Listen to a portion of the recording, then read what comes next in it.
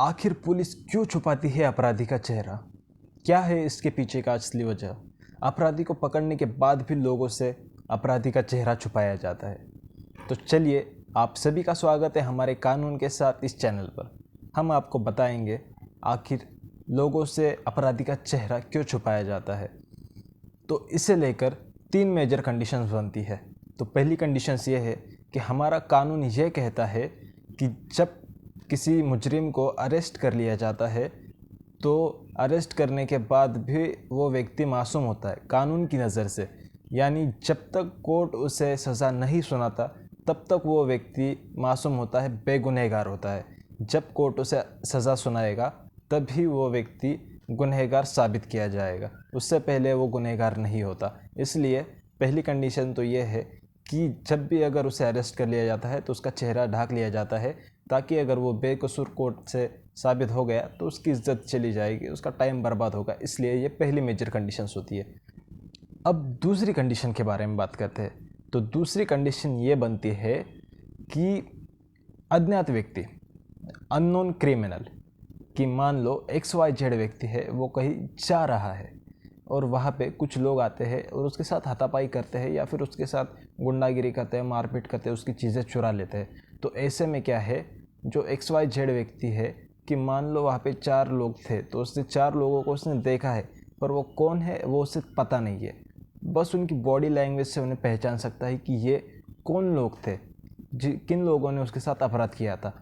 तो मेन आरोपी जो है, जिसने FIR करवाया है कि XYZ व्यक्ति, तो उस आरोपी का चेहरा छुपाया जाता है, क्योंकि उसे मालूम नहीं है उन गुनहगारों को अगर अरेस्ट करने के बाद कोर्ट में पेश करने से पहले ही अगर आरोपी यानी जिसने FIR किया है उसको इनका चेहरा दिखाया जाता है तो उन्हें वो पहले ही पहचान लेगा। तो ये तो गलत है, ये हमारे कानून के खिलाफ है। तो यह है दूसरी कंडीशन कि अज्ञात व्यक्ति यानी उस व्यक्ति को, उन गुनहगारों को जो है कि उनका चेहरा जिसने वो FIR की है उनसे छुपाना होता है, क्योंकि उसे पता नहीं होता है कि ये व्यक्ति ने जो है इसके साथ अपराध किया है। अगर इन्हें पहले ही दिखा दिया जाएगा तो क्या होगा कि वो उन्हें पहचान लेगा और बाद में अगर कोर्ट ने उन गुनहगारों को अगर बेगुनाह साबित कर दिया तो फिर ये चीज़ें जो है आगे विपरीत जाएगी। इसलिए उन गुनहगारों का चेहरा छुपाया जाता है। अब तीसरी मेजर कंडीशन ये बनती है कि जो भी गुनहगारों को उन्होंने अरेस्ट किया है पुलिस ने, उसे आरोपी यानी XYZ जिसके साथ ये हुआ था उनसे शिनाख्त परेड करवाई जाती है। शिनाख्त परेड यानी आइडेंटिफिकेशन। अब इसमें क्या होता है, जब भी ऐसी कोई अननोन क्रिमिनल की केस बनती है तो वहाँ पे शिनाख्त करवाना ज़रूरी है, यानी आइडेंटिफिकेशन पीरियड करवाना ज़रूरी माना जाता है। अब आपको बताते हैं शिनाख्त यानी आइडेंटिफिकेशन कैसे करवाया जाता है। तो शिनाख्त परेड जो है वो जिला कारागृह में, सेंट्रल जेल में करवाई जाती है, क्योंकि वहाँ पे बहुत सारे मुजरिम जो है वहाँ पे अवेलेबल होते हैं। अब क्यों क्या, ये सब थोड़ी देर बाद आपको बताते हैं आगे कि वहाँ पर ही क्यों किया जाता है। तो आरोपी जो है जिसने वो केस किया है कि ये व्यक्ति ने मेरे साथ ऐसा ऐसा गुनाह किया है, तो उसे उन, मान लो अगर 4 लोग थे, गुनहगार थे 4, A B C और D, ये 4 लोग थे।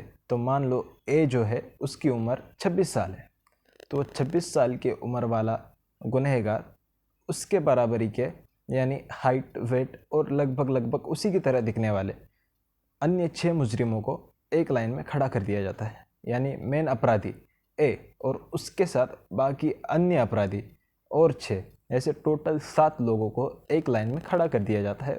और उसमें से जो है, जो मेन आरोपी है जिसने ये गुनाह लगाया है, जिन लोगों ने मेरे साथ अपराध किया है, तो उसे वहाँ पे खड़ा कर दिया जाता है और उसे पहचानना होता है कि इन 7 लोगों में से मेन आरोपी कौन है। बॉडी लैंग्वेज पे से उसे पहचानना होता है, या फिर वहाँ पे अगर शक्ल भी दिखा दिया जाए तो उसे वहाँ पे साबित करना होता है कि इनमें से मेन आरोपी कौन था।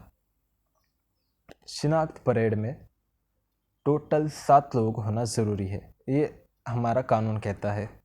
7 से न ही कम न ही 7 से ज़्यादा, 7 ही होने ज़रूरी है। अब जिला कारागृह में क्या होता है कि वहाँ पे अन्य बहुत सारे मुजरिम होते हैं, तो उन्हें उन लोगों के साथ खड़ा कर दिया जाता है, तो वहाँ पे वो मुजरिम अवेलेबल हो जाते हैं और जो हमारे तालुका लेवल पे जो है वो गुनहगार जो है उतने होते नहीं है, तो जिला कारागृह में वो मिल जाते हैं वहाँ पे। तो इसलिए उन्हें वहाँ पे एक साथ एक लाइन में खड़ा कर दिया जाता है कि मतलब चेहरा पट्टी मिलने वाले ऐसे नहीं, लेकिन हाइट वेट और लगभग उसी कटाकटी वाले कि लगभग उसी इंसान जैसे दिखने वाले। अब वो 4 लोग हैं, 4 अपराधी हैं, तो उनमें से जो है कि पहला जो है उसे खड़ा करेंगे, फिर उससे आइडेंटिफिकेशन करवाएंगे। उन 7 लोगों में से उसे पहचानना है कि ये कौन था। अब मान लो बी की बारी आ गई, तो बी की उम्र अगर 32 साल है और उसका हाइट वेट जो है, तो उसी तरह से वो और उसके लगभग बॉडी लैंग्वेज सेम दिखने वाले अन्य 6 लोगों को एक लाइन में खड़ा कर देंगे और उसे पहचानना होगा कि इनमें से दूसरा गुनहगार कौन है। तो इसी तरह से जो है शिनाख्त परेड जिला कारागृह में करवाई जाती है, और ये करना बहुत ज़रूरी है, क्योंकि अगर ये शिनाख्त परेड सही से नहीं करवाई जाती तो सामने अपोजिशन पार्टी जो है इसे मेन मुद्दा बना लेती है, स्ट्रॉन्ग पॉइंट वहाँ पे बना लिया जाएगा उसका। तो वहाँ पे क्या होगा कि अगर शिनाख्त परेड अच्छे से नहीं की जाएगी, आइडेंटिफिकेशन अच्छे से नहीं होगा, तो सामने वाली अपोजिशन पार्टी जो है वो उसके ऊपर स्ट्रॉन्ग पॉइंट बना लेगी, और उसकी वजह से जो है वो केस जो है कोर्ट जो है उसे एक्सेप्ट भी कर लेगा। अब मान लो कि XYZ ये जो मेन आरोपी जो है जिसने गुनाह लगाया है, वो उसकी अगर डेथ हो गई, तो उसके साक्षीदार जो होंगे वहाँ पर उस घटनास्थल पे जो मौजूद होंगे, यानी उसके साक्षीदार जो होंगे, तो उन्हें शिनाख्त परेड में खड़ा कर दिया जाता है। सेम उसी तरह से जो है शिनाख्त परेड वहाँ पे करवाई जाती है। अब आप तीसरी कंडीशन के बारे में भी समझ गए होंगे, शिनाख्ती के बारे में, यानी आइडेंटिफिकेशन। ये मेन वजह होती है कि मीडिया के सामने जब उन गुनहगारों को लाया जाता है तब उनका चेहरा छुपाया जाता है। अननोन क्रिमिनल की केस जो है, तो इसमें जब तक उसका आइडेंटिफिकेशन यानी शिनाख्ती नहीं करवाई जाती तब तक उसका चेहरा दिखाना कानूनन अपराध है, क्योंकि बाद में अगर वो व्यक्ति बेगुनाह साबित हुआ तो फिर ये चीज़ें आगे विपरीत जा सकती है, इसलिए गुनहगारों का चेहरा छुपाया जाता है। उम्मीद करते हैं आपको यहाँ तक समझ आ गया होगा कि पहली कंडीशन कि हमारा कानून कहता है कि जब तक किसी व्यक्ति को कोर्ट दोषी करार नहीं देता तब तक उसे अपराधी कहना गलत है। दूसरी कंडीशन अननोन क्रिमिनल, यानी जिस व्यक्ति के साथ अपराध हुआ है उसे ये मालूम नहीं है कि किसने उसके साथ ये अपराध किया है, बस वह उसे बॉडी लैंग्वेज से पहचान सकता है। और तीसरी कंडीशन जो है कि उन अपराधियों से शिनाख्त परेड करवाना, यानी डायरेक्ट आइडेंटिफिकेशन जब तक नहीं होता तब तक उसका चेहरा लोगों के सामने नहीं लाया जा सकता। ये हमारे कानून के खिलाफ है। उम्मीद करते हैं आज का ये वीडियो आपको पसंद आया होगा।